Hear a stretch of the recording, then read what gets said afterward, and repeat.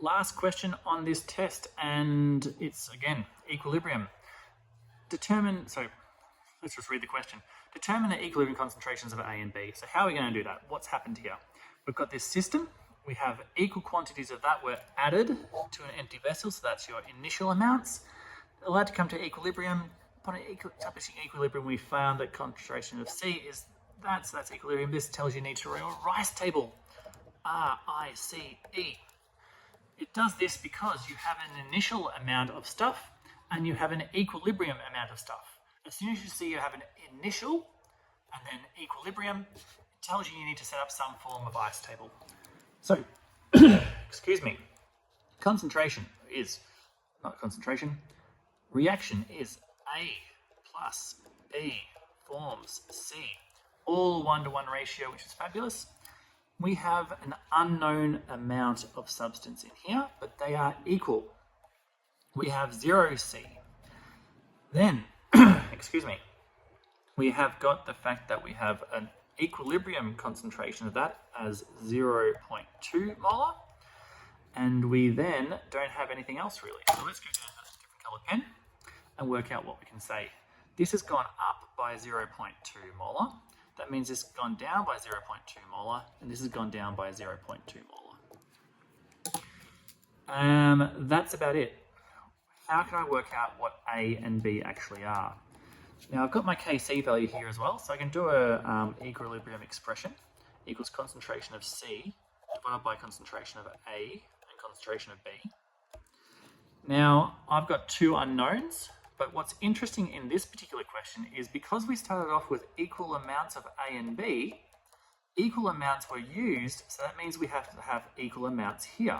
So what that could say is these equilibrium concentrations, they are the same amount.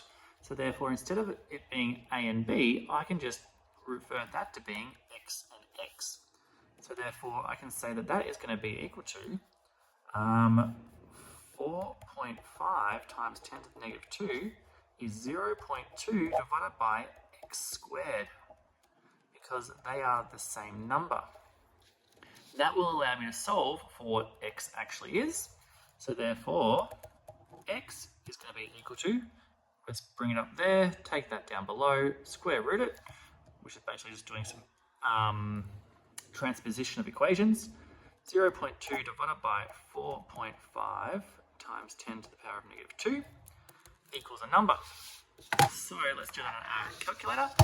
We've got 0.2 divided by divided by open bracket 4.5 times 10 to the power of negative 2 equals, that's what's in there, so that's that, and then square root my answer gives me 2.1 molar. So therefore, these guys here are going to be 2.1, and this is going to be 2.1 as well. Crucial thing is here is if you start off with the equal amounts of A and B, you know you're using the same amounts because it's a 1-to-1 ratio. Your equilibrium concentrations of A and B must be equal, so therefore you can just substitute those into being the same, which makes it x squared. A bit of a tricky question there, but maths will work in the long run. What we can then do is determine the initial concentrations of A and B in our system. Well, if we know that this is 2.1, it went down by 0.2 molar. Our initial concentrations here of A and B must be 2.1 molar plus 0.2 molar equals 2.3 molar. And that gives you your initial amounts that you started off with. And that's that question done. What's tricky about this? Setting up Rice tables, then writing out your Kc, and then thinking about what must happen or how can you solve for these unknowns. And if you identify that the unknowns are the same number, just saying that that is going to be x squared, or that is x, and you can work out your unknown that way. Hopefully that makes sense. I did that relatively quickly, but yeah, that's it.